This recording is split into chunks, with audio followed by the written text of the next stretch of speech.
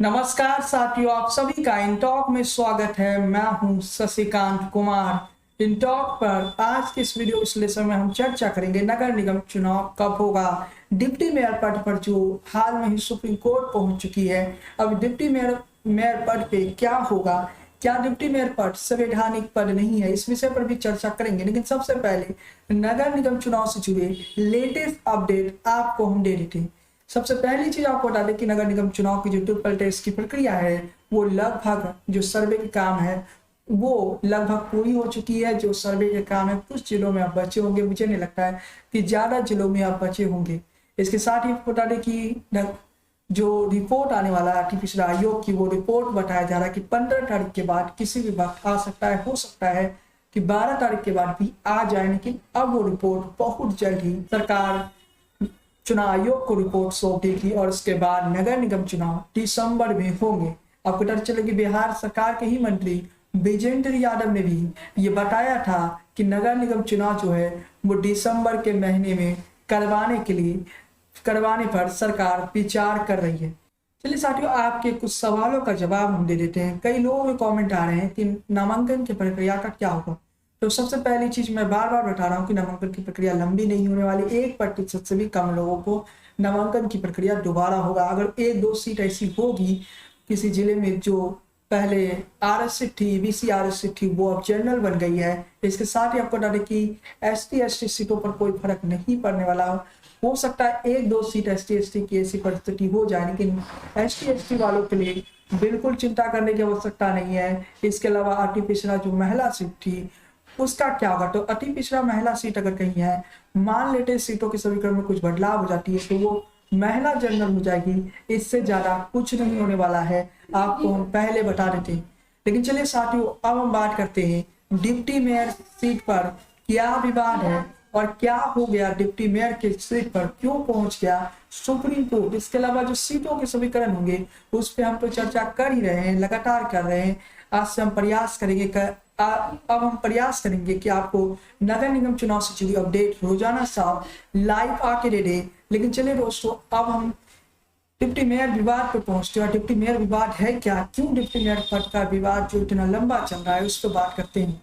तो सबसे पहली चीज समझिए कि कुछ लोग सुप्रीम कोर्ट पहुंच गए और डिप्टी मेयर की सीट पर चुनाव नहीं करवाने को कह रहे हैं। डिप्टी मेयर का जो सीट है उसे आरक्षित नहीं करने की बात कह रहे हैं। पहली चीज आप समझ लीजिए कि उप मुख्यमंत्री का पद यानी डिप्टी CM का पद कोई संवैधानिक पद नहीं है। उसी तरह से नगर परिषद और नगर पंचायत में उप पार्षद का पद भी कोई संवैधानिक पद है ही नहीं।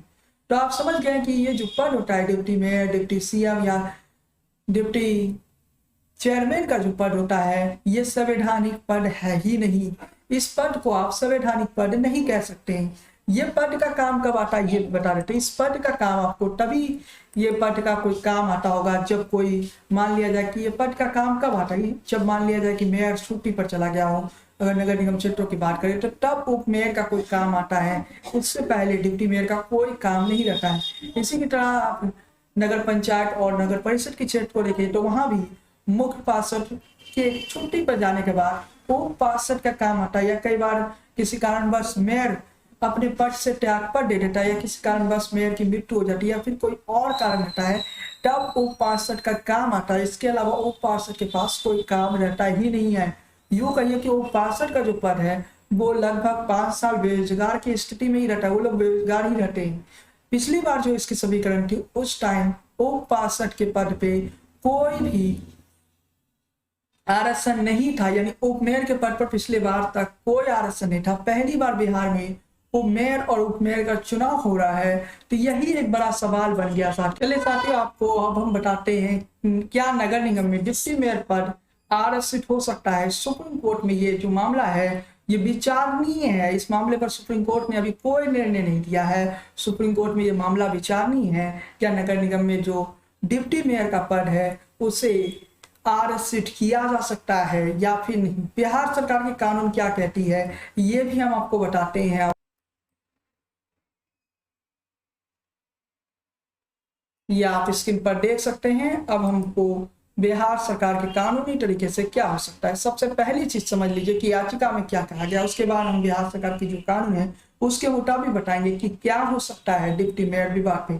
सबसे पहली बात समझ लीजिए कि याचिका में कहा गया है कि उप मुख्य पार्षद पद पर चुनाव प्रदान करना जो केवल एक नामात्र का पद है और केवल मुख्य पार्षद की अनुपस्थिति में अपने कार्यों का प्रयोग करता है, कोई तर्क और आवश्यकता नहीं मिलती है, बल्कि ये सरकारी धन और समय की बर्बादी।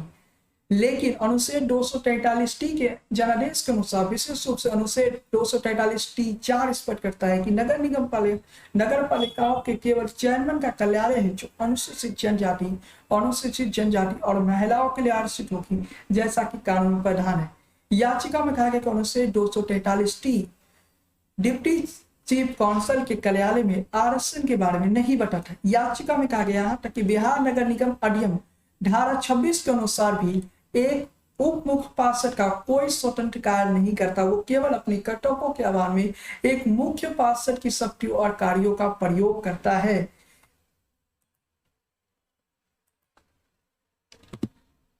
जैसा कि मैंने आपको बताया था पहले कि जो उप मुख्य पार्षद है उसे कोई संवैधानिक पद नहीं कहा जा सकता, यानी ये संवैधानिक पद है ही नहीं, इसलिए इस पद पे चुनाव करवाना पैसे की बर्बादी है, ये याचिका में कहा गया।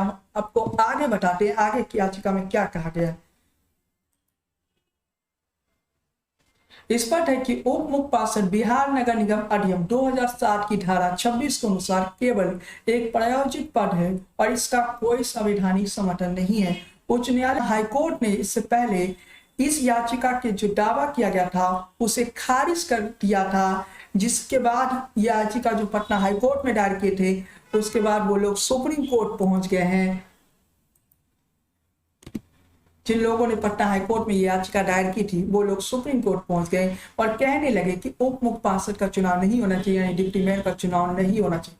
तो सबसे पहली चीज इस मामला में समझ लीजिए कि पटना हाईकोर्ट ने इस याचिका को खारिज कर दिया। अब वो लोग सुप्रीम कोर्ट पहुंचे। सुप्रीम कोर्ट में भी अभी तक कोई निर्णय नहीं लिया गया, मामला विचार नहीं है, बिहार सरकार से जवाब मांगा गया है। लेकिन कई जो वरिष्ठ वकील है जो कानून के जानकार है वो ये मानते हैं कि सुप्रीम कोर्ट में भी ये याचिका खारिज हो जाएगा, लेकिन ये देखने वाली बात होगी कि आगे क्या होता है।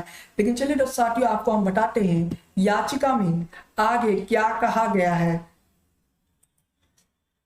याचिका जिन लोगों ने दायर की है उन्होंने कहा कि पटना हाईकोर्ट ने इस बात पर विचार न करने से करके पूरी तरह से गलती की है। याचिकाकर्ताओं का खुद इस फैसले पर भरोसा है कि भारत के संविधान के अनुच्छेद 243 के अनुसार केवल अध्यक्ष और मुख्य पार्षद का कार्यालय है जो नगर निगम पालिकाओं में आरक्षित है, जिसकी संवैधानिक वैधता को इस निर्णय में बरकरार रखा गया। वर्तमान मामला उप मुख्य पार्षद के समान है जिनके पास बिहार नगर अधिनियम 2007 के तहत प्रमुख पार्षद के सम्मान अधिकार और जिम्मेदारी कार्य नहीं है। इसके अलावा याचिका में यह भी कहा गया कि पटना हाईकोर्ट टेस्ट करवाने की जो प्रक्रिया पटना हाईकोर्ट ने कही वो भी इस याचिका में लिखी गई है। इसके अलावा आपको बताते चले और जैसा कि आपको मालूम है पटना हाईकोर्ट ने डिप्टी मेयर की सीट पर जो याचिका दायर की थी उसे खारिज कर दिया था, जिसके बाद ये जो याचिका दायर की गई उस याचिका में लिखा गया है कि पटना हाईकोर्ट के उस निर्णय को रद्द कर दिया जाए, जिसमें उन्होंने कहा कि डिप्टी मेयर सीट पर जो आरक्षण देना चाहिए वो सही है। लेकिन सुप्रीम कोर्ट ने अभी तक कुछ नहीं किया, सुप्रीम कोर्ट ने जवाब मांगा है। अब पता चले कि 2 अप्रैल 2022 को इसमें संशोधन हुआ था, जिसके बाद डिप्टी मेयर और मेयर की जो सीट है उन दोनों सीटों पर चुनाव करवाने का निर्णय लिया गया था। और उस टाइम बीजेपी की सरकार थी जिसमें बीजेपी के द्वारा ये निर्णय लिया गया था, बीजेपी के जो नगर विकास मंत्री हैं। लेकिन सवाल तो बड़ा है, क्या अब उप मेयर का चुनाव लटक जाएगा, ये भी एक बड़ा सवाल है।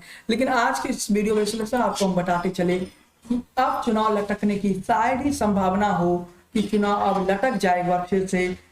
मुझे तो नहीं लगता है चुनाव लटकेगी, जिस प्रकार से ट्रिपल टेस्ट की प्रक्रिया पूरी हो चुकी है। और बिहार सरकार के पास में एक फैसला पटना हाईकोर्ट का भी आता है। पटना हाईकोर्ट ने जब ये कह दिया कि डिप्टी मेयर की सीट पर आरक्षण दिया जा सकता है, सुप्रीम कोर्ट में कई फैसले परिवर्तित हो जाते हैं, लेकिन मुझे यही लग रहा है कि सुप्रीम कोर्ट में कुछ नहीं होने वाला है। जो कानून के जानकार है वो भी कह रहे हैं कि इसमें कुछ नहीं होने वाला। ये सब जो कुछ राजनीतिक दल है जो ये चाहते कि चुनाव किसी तरह से लटक जाए, इसलिए वो थोड़ी बहुत बदमाशी कर रहे हैं। दूसरी बात, याचिका में ये भी कहा गया कि मेयर और उप मेयर की सीट एक साथ आरक्षित नहीं होना चाहिए, यानी मुख्य पार्षद और उप पार्षद का जो पद है एक साथ आरक्षित नहीं होनी चाहिए। तो दूसरी चीज आप समझ लीजिए कि कहीं पर ऐसी बढ़ोतरी साइड बनी गई नहीं जहां मेयर और उप पार्षद का सीट एक साथ रिजर्व एक जगह पर कर लिया जाए, एक नगर निगम सीट में कर दिया जाए, यानी ये होने वाला नहीं है। और ये वो बातें लग रही है जो असंभव थी, लेकिन हो सकता है कि सुप्रीम कोर्ट कुछ बड़ा फैसला ले ले।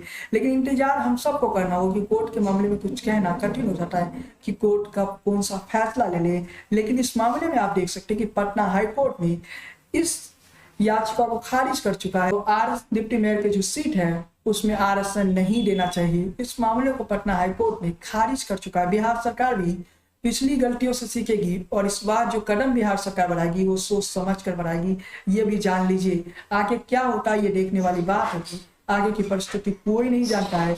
क्या बिहार में फिर से इलेक्शन रुक जाएगा, ये भी एक बड़ा सवाल है।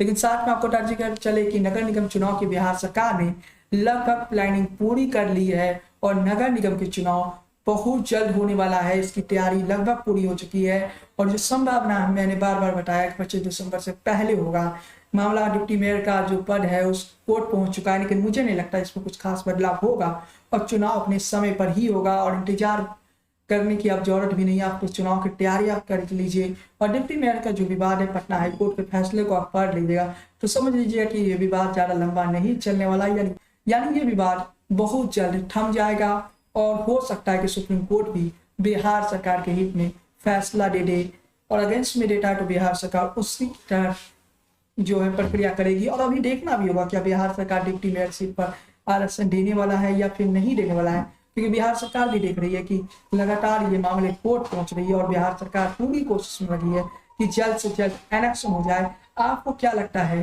अपना विचार हमें कमेंट बॉक्स में दीजिए। इसके अलावा नगर निगम चुनाव से जुड़ी कोई लेटेस्ट जानकारी आप क्या जानना चाहते हैं नगर निगम चुनाव के बारे में, वो भी हम आपको बताएंगे। लेकिन आज फिर से हम आपको कह रहे हैं कि 25 दिसंबर से पहले इलेक्शन हो जाएगा, इसकी चिंता ना करें। वीडियो पसंद आई हो तो लाइक कीजिए, शेयर कीजिए। ये वीडियो कैसा लगा अपनी टिप्पणी कमेंट में कीजिए और इसी तरह वीडियो देखने के लिए हमारे चैनल को सब्सक्राइब कीजिए, बेल क्लिक करना बिल्कुल ना भूले। और साथ में अगर ये वीडियो आप फेसबुक पर देख रहे हैं तो हमारे पेज को फॉलो कीजिए, लाइक करना बिल्कुल ना भूले। जय हिंद, वंदे मातरम।